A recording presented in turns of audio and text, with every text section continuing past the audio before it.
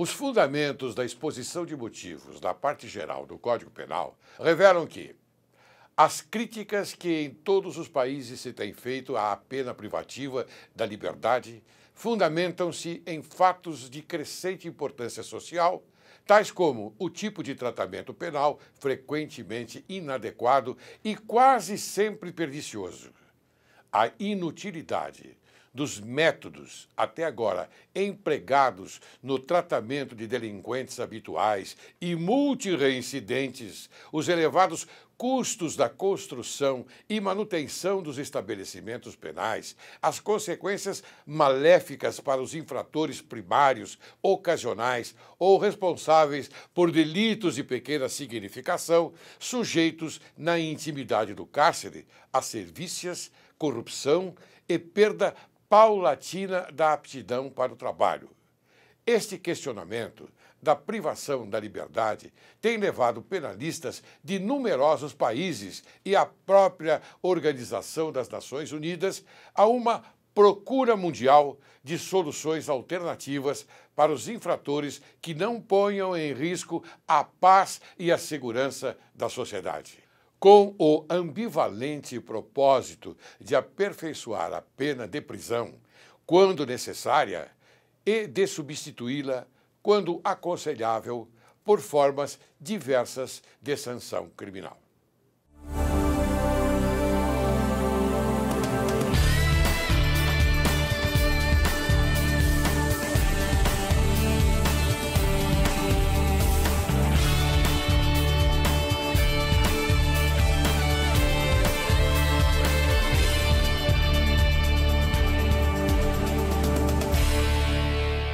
Hoje, Direito e Justiça em Foco conversa com o Dr. Luiz Felipe Defune de Oliveira.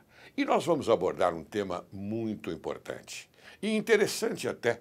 E você, telespectador, tenho certeza absoluta que vai aderir a este nosso tema.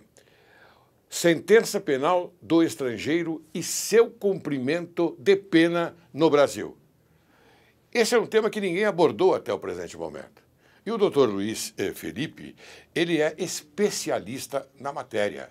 É jovem. E nós vamos dar toda a atenção a esse jovem e promissor advogado. Promissor, ele já é um advogado maduro, com bastante maturidade, com bastante experiência, eloquente e trabalhador. E outra coisa que eu quero dizer e assinar embaixo, correto. Isso é muito importante. Quem é o Dr. Luiz Felipe Defune de Oliveira? Ele é formado em Direito pela Universidade das Faculdades Metropolitanas Unidas no ano de 2003. É especialista nas áreas penal e civil, trabalhando com a elaboração de diversas peças, acompanhamento no andamento de processos, audiências e diligências em diversos distritos policiais da capital. Desde 2011, é sócio-diretor da Oliveira Advogados Associados. É um currículo pequeno, mas a extensa é a sua facilidade com que lida com o direito. Doutor Felipe, como vai? Tá bom? Tudo ótimo, é um prazer estar no seu programa, Excelência. Estamos aqui para debater o tema sugerido e estou à sua disposição. E é um assunto interessante, né? Sem dúvida, interessante e assim controvertido. Não há, para nós que militamos neste campo, lamentavelmente ainda não há uma uniformização. Então isso dificulta bastante os nossos trabalhos. Mas eu vou esmiuçar... Não, você vai explicar para o telespectador, claro, porque você tem uma larga experiência no assunto. Claro. Você se dedica especialmente a esse mistério. Sim, não é? Sim. Muito bem. Então, eu já faço a primeira pergunta. Perfeito. Atualmente, existe uma diferença, ainda que informal, no tocante ao cumprimento de pena do sentenciado, que é brasileiro, e o estrangeiro. É isto que eu gostaria que você explicasse. Perfeito. Você poderia nos passar em breve resumo entre essas diferenças? Na verdade, o que acontece? O cumprimento de pena, o sentenciado, ele pode ser brasileiro, ele pode ser estrangeiro, há uma infração e o Poder Judiciário aos olhos da Constituição, que iguala os direitos de brasileiros e estrangeiros, pune e julga da mesma forma que julga um brasileiro e um estrangeiro. Então, teoricamente, aos olhos da Constituição Federal, não há nenhuma diferenciação entre brasileiros e estrangeiros no tocante à aplicação da pena. Há aquela diferenciação no que toca a cargos privativos do Poder Executivo, alistamento das Forças Armadas, que isso aí há aquela vedação para o estrangeiro. Claro. Mas no tocante à aplicação da pena, não deveria haver distinção entre brasileiros e estrangeiros. O que ocorre atualmente? A diferença, a bipartição, a dicotomia começa a surgir quando esse estrangeiro chega à época do lapso dele obter o benefício da progressão do regime de pena. Aí ele começa a ser diferenciado, assim, meio que informalmente pelo Poder Judiciário, no tocante a essa obtenção do benefício. Na verdade, conforme nós vamos esmiuçando durante o programa, eu vou demonstrar para o senhor que há essa diferença, lamentavelmente para quem é estrangeiro, no que toca à progressão de regime do condenado estrangeiro. Muito bem. Isso da parte do judiciário, inclusive Sim. Pela lei da execução penal, não é verdade? Então, na verdade, a lei da execução penal, tanto a lei da execução penal, quanto a Constituição Federal, quanto o Estatuto do Estrangeiro, não diferencia o brasileiro do estrangeiro no tocante ao seu cumprimento de pena. Sim. Entendeu? O benefício da progressão do regime, que consta na LEP, na Lei de Execução Penal, ele não há um parágrafo que diferencie esse benefício para o estrangeiro. Para uma coisa, para outra. Não. O tratamento é igual. Deveria ser, mas não é. Não, mas então, se o tratamento não é igual, eu então faço a seguinte pergunta. Claro. Qual é, então, esse tratamento que, na prática, tratamento carcerário entre brasileiros e estrangeiros? O perfil do reeducando estrangeiro, na verdade, ele é diferente do reeducando brasileiro. Tá? Não é isso que o diferencia da aplicação do benefício do regime de pena. Pelo contrário, até facilitaria. Assim, falo por experiência com os meus clientes, não é algo genérico, tá? E eu posso dizer para você, para o senhor, o que acontece. O reeducando estrangeiro, ele é totalmente diferenciado do reeducando brasileiro. O reeducando brasileiro, ele entra na penitenciária, ele já é corrompido pelo poder paralelo, que infelizmente a gente não pode fechar os olhos, ele existe no sistema penitenciário. Independente se o criminoso, se o reeducando ele é primário, se ele é reincidente, ele ingressa no sistema carcerário, ele já é corrompido por aquele poder paralelo, entendeu? Convidado a participar daquela festa. Certo. Venha conosco. O condenado... Daquelas regras impostas, inclusive, pelos chefões do cárcere. Claro. Porque cada cela tem o seu chefão. Sim. O condenado estrangeiro, ele também, o perfil dele também diferencia no que toca ao condenado estrangeiro europeu e estadunidense, vamos dizer assim, o americano e o europeu, e o condenado estrangeiro daqui da América do Sul, um boliviano, um peruano. Os peruanos e os bolivianos, eles já são um pouco mais voltados a esta ideia do poder paralelo. Sim. Tá? No entanto, na penitenciária que abriga os estrangeiros, pelo menos os masculinos, que ela é localizada em Itaí, tá? A grande maioria ela não é os condenados sul-americanos, perdão.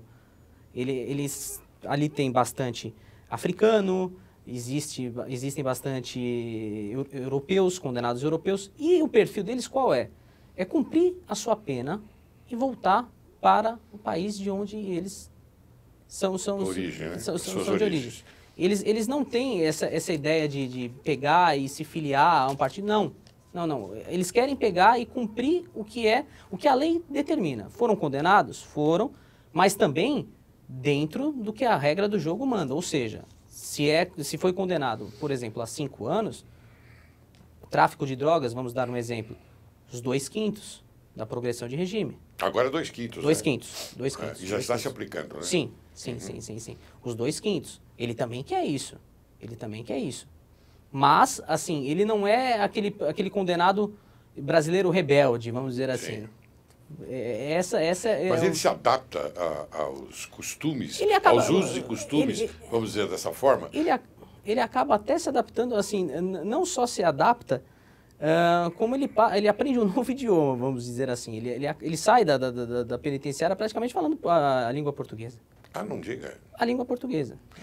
E qual é a incidência, qual o crime que você pode nos informar a respeito desses estrangeiros? Eles incidem em que tipo de crime? Toda a sorte de crimes, né?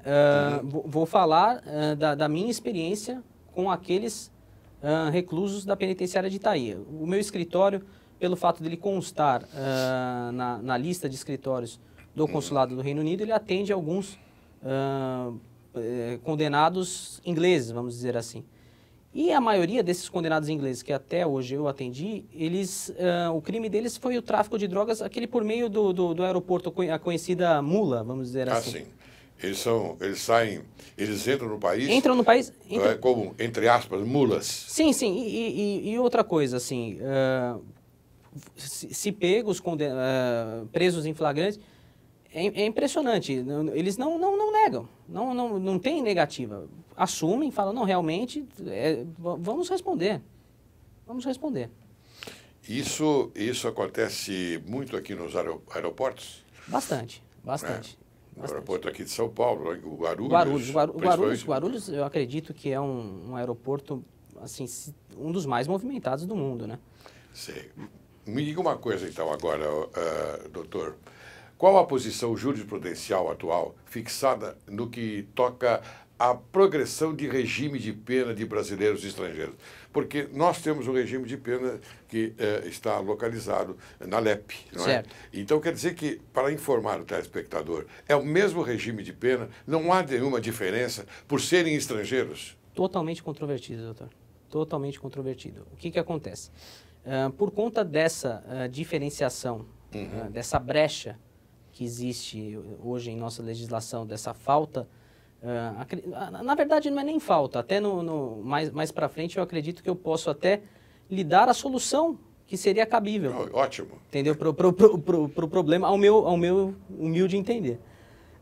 Mas, assim, a jurisprudência ela é totalmente controvertida. Por exemplo, o Ministério Público de Avaré ele é muito atuante, tá? Por que eu digo Avaré? Avaré é a comarca que cuida da execução criminal daqueles criminosos estrangeiros de Itaí. Sim, da jurisdição onde eles estão presos. Sim.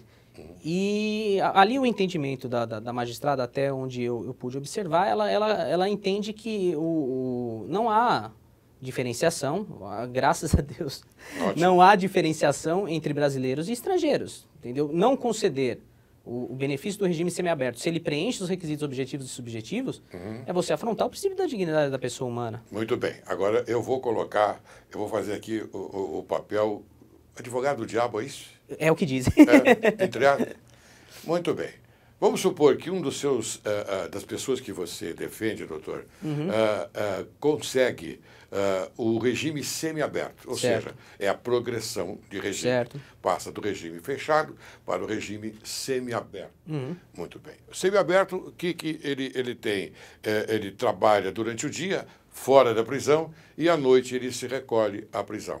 Correto? Teoricamente. Teoricamente. Lá em Itaí, não. Você vai explicar isso. Mas na minha concepção, inclusive o que diz a lei, por aí. Sim. Muito bem. Mas para ele sair da prisão e trabalhar, há necessidade que ele tenha uma residência fixa, se não me engano. Há necessidade. O Estatuto do Estrangeiro, ele obriga o estrangeiro que trabalha, que quer trabalhar no Brasil, ele tem que ter o visto de trabalho. Tem que ter o visto de trabalho. É obrigatório a residência. Sim. Muito bem, ele não sendo residente no país, porque a única residência que ele encontra após o flagrante e consequentemente a prisão é o cárcere. Não é isso? Então, como é que fica essa história? Teoricamente, lá em Itaí, eles vivem na ala de progressão de regime. Então, há uma ala diferenciada, onde eles trabalham, eles continuam ali sob a jurisdição da polícia carcerária, né? Eles trabalham por ali. Alguns até trabalham em fazendas, também sob monitoramento da polícia carcerária, fazendas, em empresas da região. No entanto, eles voltam à noite e dormem ali no alojamento. Tá? Tive casos em que a família veio para o Brasil, Família do reeducando, veio para o Brasil, se estabeleceu na comarca ou em São Paulo mesmo, fixou residência, e isso passou, teoricamente, o reeducando passou a ter uma residência, ou seja, a família dele mora ali, entendeu? Aos olhos da lei, há uma residência, a família dele fixou no Brasil. Mas no tocante ao trabalho é bem pensado. Ele, de acordo com o Estatuto do Estrangeiro, ele precisa do visto de trabalho. Mas, para que possa facilitar essa... O que acontece quando a juíza de Avaré concede o benefício do semiaberto? O senhor colocou bem colocado.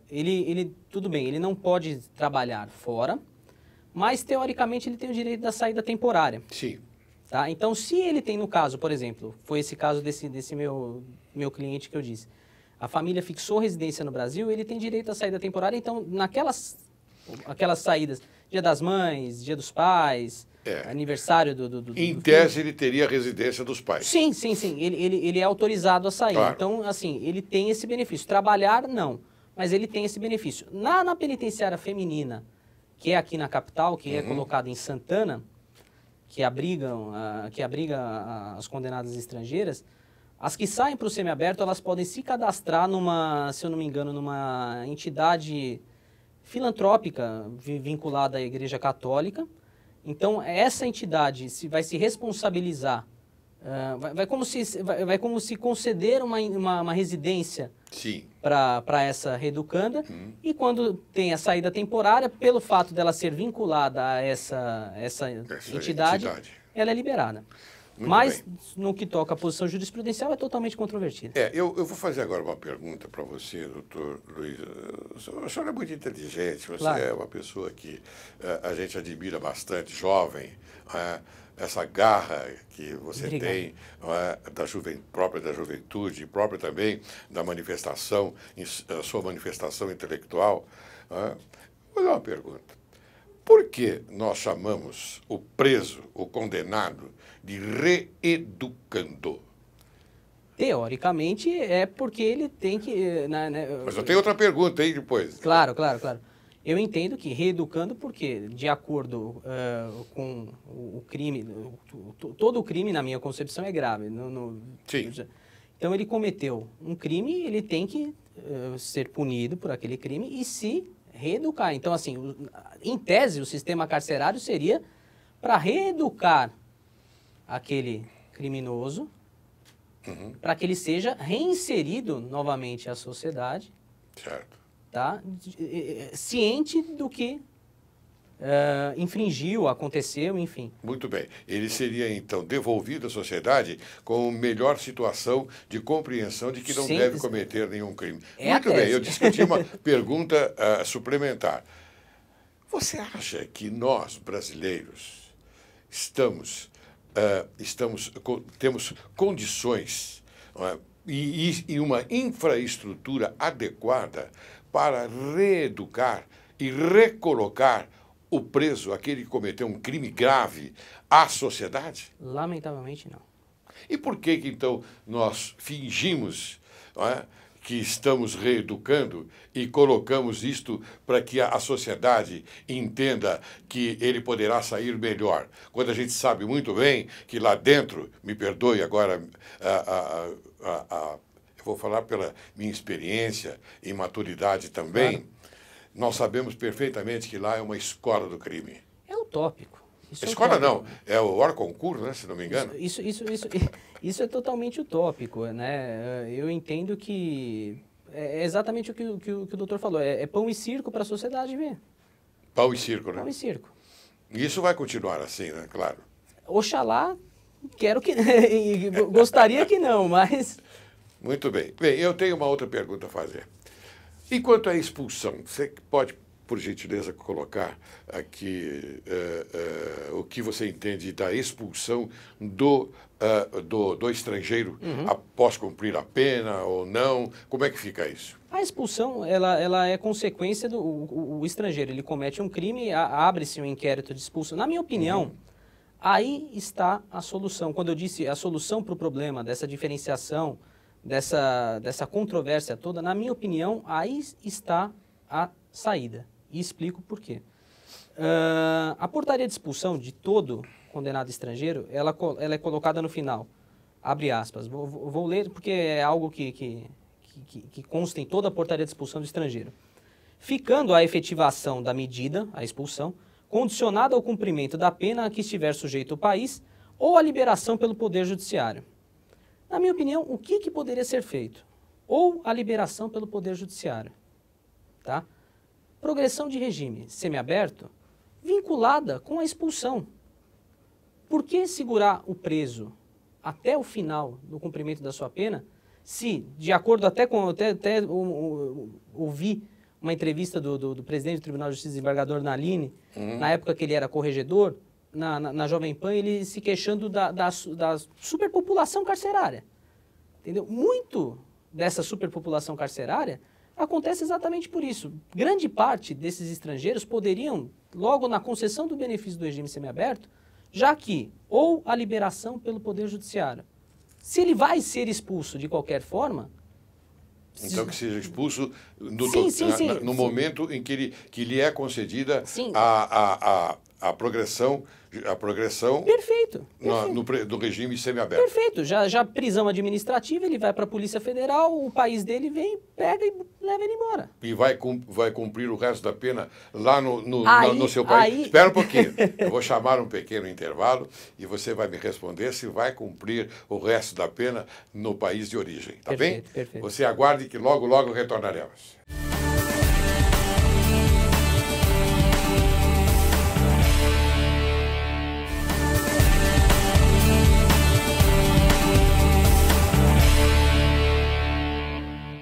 Retornamos. Então, eu pergunto aqui ao nosso querido amigo doutor Luiz, como é que fica? É livre, volta para o seu país. Lá ele continua cumprindo a pena? Depende do país, para ser sincero. Porque também há uma diferença para o estrangeiro. Tudo depende de tratado também, não é isso? Tratado, e também há uma diferença em expulsão e transferência. Vou tomar, por exemplo, a minha experiência com o governo inglês. Tá? Se ele for expulso, então, ou seja, saiu a portaria de expulsão, o Poder Judiciário decidiu, independente do cumprimento da pena dele aqui, expulsá-lo. O que seria, é o que eu digo, até o meu ver, seria interessante, ao ponto de vista da superpopulação carcerária, se o fim é expulsá-lo ao final, se ele está irregular no país, se saiu a portaria de expulsão dele, um abraço. Volte embora. Volte embora. Volte para o seu lá país. Que o país cumpra, sim. pratique, naturalmente, a lei do país. Na transferência, eu sei pelo governo inglês, na transferência, se ele é, por exemplo, transferido, ou seja, ele pede a transferência dele daqui para lá. Ele volta, ele é escoltado, vem oficiais do governo... Do Reino Unido. Do Reino Unido. Tudo isso costurado com o governo brasileiro, com o Itamaraty. Oficiais vêm, buscam o reeducando e o levam embora. Avião comercial, igual nos filmes, Na Última Poltrona, tudo direitinho. Agora, se expulso for, no Reino Unido ele é liberado. Ele é liberado. Liberado.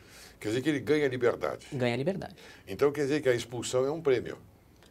Teoricamente, é o que eles querem. A expulsão é um prêmio. Sim, não querendo olhar com olhos de advogado de defesa. É ruim dizer, é óbvio que é um prêmio e para a defesa é ótimo o quanto antes que o cliente seja liberado. Mas também, por um outro lado, não é justo que o sentenciado estrangeiro não tenha os mesmos direitos do sentenciado. Então, há um cumprimento de pena integral, vamos dizer assim, para o sentenciado estrangeiro? Sim.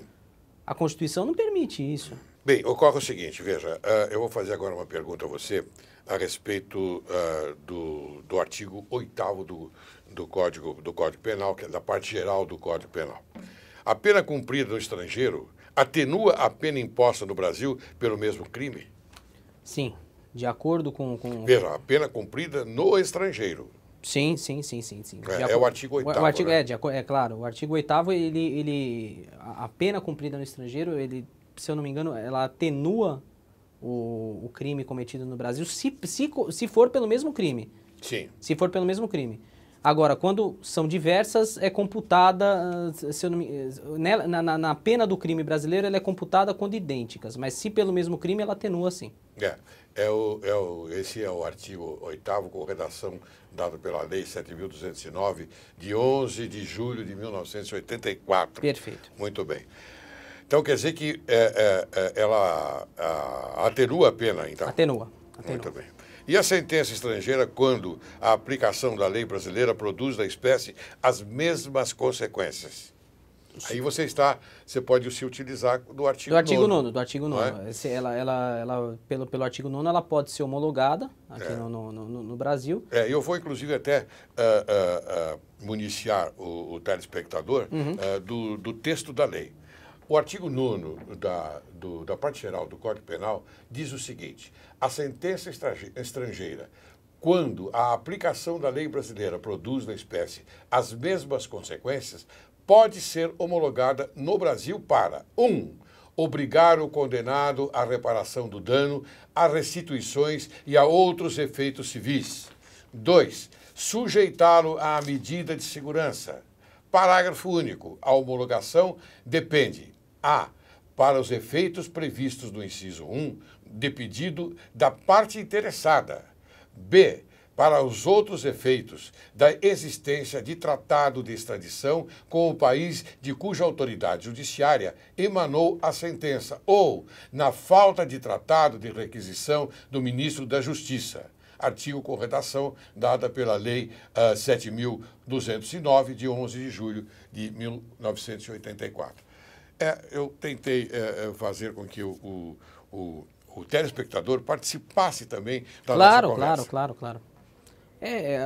Ela pode ser homologada conforme o artigo 9º, ela pode ser homologada, e é aquilo que o doutor falou. Os efeitos da homologação ela pode obrigar o condenado a reparar o dano ou sujeitá-lo a uma eventual medida de segurança. Muito bem. Agora me diga uma coisa, doutor Luiz. Ela pode ser homologada no Brasil. Se pode, quais os efeitos? Aqueles que eu acabei de falar. Os efeitos: obrigar o condenado a reparar o dano ou sujeitá-lo a uma eventual medida de segurança. Pela sua experiência, nós aqui falamos a norma, né? Transmitimos a norma para o telespectador, e pela sua experiência, isso pode acontecer mesmo? Na prática? Olha, eu tenho, assim, uma experiência, vamos dizer assim, já mais de 10 anos laborando nessa área. Sim. Eu entendo, eu nunca presenciei, para ser bem sincero. Mas o judiciário brasileiro homologa aqui mesmo ou não? Pode homologar. De acordo com o artigo 9º, de acordo com o artigo 9º, ele não pode, ele deve. Sim. Deve homologar. Sim, mas no tocante aos efeitos no sentido do condenado, o que acontece? Ele repara o dano, se possível? Seria isso, ele teria que reparar o dano, mas aí é que está. Como seria essa reparação também? Porque ele não tem bens disponíveis aqui no Brasil, na verdade? Pois é. Para reparar o dano. Bem, eu vou passar agora uma outra pergunta. Essa pergunta é do eminente culto advogado criminalista, Dr. Mauro Otávio Nassif. Ele soube que o senhor vinha aqui no programa, doutor Luiz.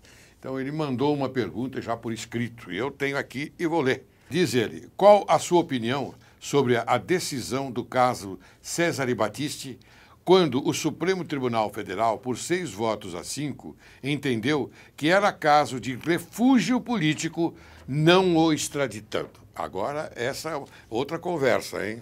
Não, perfeito, perfeito. O telespectador está curioso, quer saber isso. Minha opinião se resume em uma palavra só. Na minha opinião, é uma decisão política. Porque era totalmente de acordo com a lei de extradição. O caso do Cesare Battisti era de extradição. Era de extradição. Refúgio político, jamais. Assim, eu não compulsei os autos. Mas, pelo que li, há um dedo político nessa decisão, lamentavelmente. Agora, e o prejuízo para a nação brasileira? Porque, veja, o homem chegou aqui, cometeu crimes lá. Os crimes que ele cometeu, segundo o que consta, são crimes bastante graves. Né? Homicídios, vários homicídios. Né? Nós não podemos compará-lo aqui a Barrabás. Sim. Porque Barrabás não era um criminoso. Não é? Barrabás, naquela época, era um articulador, não é? De movimentos políticos. Certo. Mas nós não podemos compará-lo a Barrabás. Mas sim compará-lo a quê? A um crime comum. No meu modo de entender, ele cometeu crime comum lá, Sim. na Itália. Ora, se cometeu crime comum na Itália, nós não podemos classificá-lo aqui como crime político. Como um crime político, perfeitamente. Não é verdade? Perfeitamente. Então, e o que o senhor acha disso tudo, doutor Luiz? O senhor, como um jovem advogado, que tem aí um futuro brilhante pela frente, o que o senhor acha de tudo isso? Bom, no que toca a pergunta do Dr. Nassif, um brilhante advogado, eu entendo que a decisão, até vai ser redundante a minha justificativa, foi uma decisão política. O Poder Executivo, lamentavelmente, ao meu entender, interferiu nessa decisão do Supremo. Porque os crimes cometidos pelo Cesare Battisti na Itália, não há nenhum vínculo político. Os crimes que foram cometidos foram homicídios. Então, não há vínculo político com os crimes que ele cometeu. Então, dar asilo político para um homicida é redundante, é estranho, causa estranheza. E é um mal-estar à sociedade brasileira. Sim, não é verdade? Sim. Muito bem, e ele prossegue agora nas perguntas. Ele tem outra pergunta a fazer. Claro. O Procurador-Geral da República, Dr. Rodrigo Janot, disse que o governo brasileiro se comprometerá a extraditar italianos condenados que estejam vivendo aqui e tenham dupla nacionalidade. Você acha, doutor, possível que Cesare Battisti esteja dentro do acordo mencionado, porém, dando eficácia ao conceito de extradição entre os dois países, Brasil e Itália? Curto e grosso, não. Jamais. Eu entendo que, assim, com todo respeito ao Dr. Rodrigo Janot, essa manifestação, ela se vincula pelo fato de o governo italiano também estar com alguém que necessariamente o governo brasileiro entende ser relevante, um dos mensaleiros, o Pisolato. Então, eu acho que costurar agora essa política da boa vizinhança é até, assim, no meu modo de entender, até uma hipocrisia. Porque não se falou nada disso na época do Cesare Battisti. Sim. Agora, que eles estão com o Pisolato, vamos extraditar todo e qualquer italiano. Falo, assim, sem medo de errar. Na minha opinião, o Cesare Battisti não estará nesse acordo. Não. E o Pisolato vai vir para o Brasil. Para ver a diferença do nível, a Itália poderia ser revanchista, vamos dizer assim, mas não. Você acha, então, que as decisões estrangeiras, como, por exemplo, da Itália, porque, inclusive, o nosso Código Penal, o Código de Processo Penal, ele tem uma eficiência, uma eficácia retirada do Código Rocco, né, se não me falha a memória. E lá há decisões, aqui também há. Você acha que as decisões italianas são mais severas e protegem mais a sociedade italiana que as do Brasil? Não, eu não vejo assim pelo o fato de proteger mais o italiano do que o brasileiro. Eu acho que é uma questão de uniformização. uniformização. O que falta, voltando ao tema principal, sobre a situação do condenado estrangeiro, não só a solução seria a efetivação da expulsão assim que o decreto for expedido pelo ministro da Justiça, ou uma uniformização, porque veja bem, o STJ, a sexta turma tem o entendimento de que é possível a progressão de regime. A quinta turma não. As 16 turmas aqui do Tribunal de Justiça também oscilam, algumas concedem, outras não. O pleno do STF jamais se manifestou a respeito disso, não há uma súmula a respeito disso. A progressão de regime. Para o estrangeiro. Para o estrangeiro. Para o estrangeiro. Então eu acho que assim, tudo que a Itália tem não é questão de proteger os seus cidadãos. Proteger a sociedade italiana. Sim. Na eficácia, na rigidez. Lá, você sabe que lá na Itália existe o ergástulo, não é? Sim. O ergástulo é aquele que acontece quando o criminoso, não é, pratica uma ação penal bastante grave, muito grave. Tipo, por exemplo, o estupro. Não é? O estupro é condenado na Itália veementemente. Então, o que eles fazem? Qual é o teor da sentença? O afastamento daquele criminoso da sociedade. Certo. Não é verdade? Certo. De que forma que ocorre o afastamento? Colocando-o no ergástulo. O que é o ergástulo? É para toda a vida o afastamento. Ele não tem nenhuma chance de retornar, quer no direito civil, não é? E quer também no direito criminal, ou seja, na parte da condenação. É uma condenação perpétua. É a prisão perpétua afastada da sociedade italiana. Da sociedade. Quer dizer, você acha que um dia nós vamos conseguir isso aqui no Brasil, doutor Luiz? Eu acho difícil, doutor. Eu acho bem difícil. Eu acho difícil. É o que eu digo, é utópico. As coisas aqui no Brasil, no tocante ao Poder Judiciário, tal qual a Itália ou um outro país de primeiro mundo, é questão de uniformização. Sim. Entendeu? Se nós uniformizássemos os conceitos que nós temos no tocante a assuntos X, Y e Z, julgamentos seriam mais rápidos. Então quer dizer que você retira do magistrado a sua convicção no tocante ao acontecimento de um fato criminoso? Não é retirar a convicção do magistrado, mas quando se tem o mesmo fato reiteradas vezes, por exemplo, voltando ao tema novamente, a progressão de regime para o estrangeiro. Existem inúmeros recursos em Brasília, em São Paulo, em Mato Grosso, no Rio de Janeiro, todos buscando uma uniformização. Seria muito mais fácil se a Corte Suprema, ou seja, os magistrados do mais alto grau do nosso Poder Judiciário, uniformizem o entendimento. Eu acreditaria, não é questão nem de convicção, eu acreditaria que facilitaria para o magistrado. Tipo de uma súmula, por exemplo? Sim. Muito bem, doutor. Eu vou agora fazer uma pergunta ao senhor a respeito dos haitianos que ingressaram no país pelo Acre e se espalharam em todo o território brasileiro. Há algum acordo entre Brasil e Haiti em relação a essa entrada e permanência desses estrangeiros, como tem acontecido agora, recentemente? Pelo que eu pude estudar, não. Tá? Não há nenhum acordo. Esses haitianos eles estão ingressando no país de forma irregular, até como o México, vamos dizer assim, e os Estados Unidos, mas não o Brasil como os Estados Unidos com a mesma rigidez. Sim, mas, doutor, de acordo com o chefe do Itamaraty, a intenção do governo brasileiro é facilitar a entrada legal de haitianos.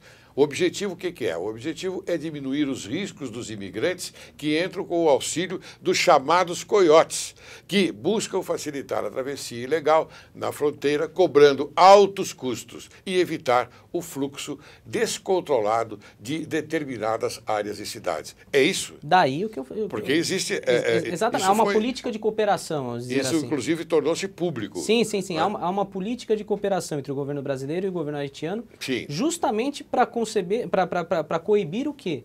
a ilegalidade. Eles estão, o doutor acabou de dizer, estão entrando por meio de coiotes. Coiotes, exato. Fluxo descontrolado nas cidades. Então isso é ilegal. Totalmente ilegal. Mas então por que é que eles programaram esta entrada dos haitianos e fizeram com que eles se dirigissem a diversos locais do território brasileiro? Sul, norte, leste, oeste, nordeste e assim por diante. Na verdade, pelo que eu pude perceber, eles estão entrando pelo mesmo lugar. Entrando pelo mesmo lugar? Pelo Acre. A redistribuição deles está partindo do governo do Acre. Então. O governo do Acre, que por esponte própria, estava fretando ônibus, se eu não me engano, e mandando ônibus para São Paulo. E você acha hipocrisia, então, dizer que isso faz parte dos direitos humanos? Olha... Eu fui bem claro. Não. Eu acho hipocrisia, sim. Tem hipocrisia. Eu acho. Quer dizer que por detrás disso há alguma intenção. Total. Voltamos à velha e boa política do pão e circo. Muito bem. Doutor Luiz, conte alguma coisa, por exemplo, a respeito de que você pode até municiar o telespectador pela sua experiência de um caso que você acha importante que você teve em relação à sentença de estrangeiros do Brasil. Foi quando uma cliente minha, britânica, ela atingiu o lapso do livramento condicional, já tinha o decreto de expulsão expedido pelo Ministério da Justiça e eu pedi, né, ela já tinha o lapso, eu pedi o benefício do livramento condicional, foi negado. Foi negado porque ela está em situação irregular no país. Ora, se ela está em situação irregular no país, por que não expulsa? Claro. É redundante, é meio que o cachorro correndo atrás do rabo. Essa realmente é uma situação peculiar. Sim. Né?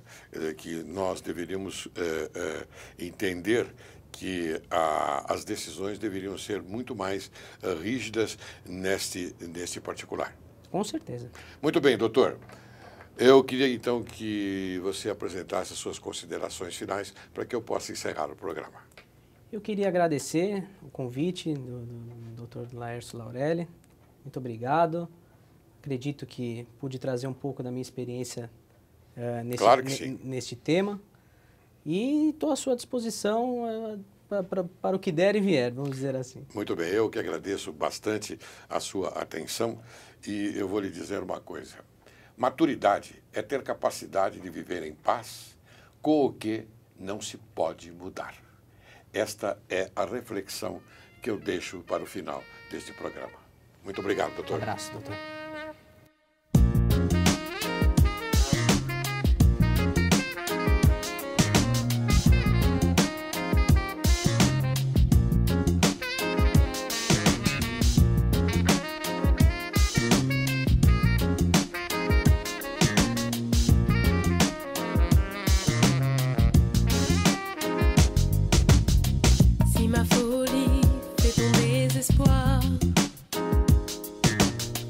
Ne m'en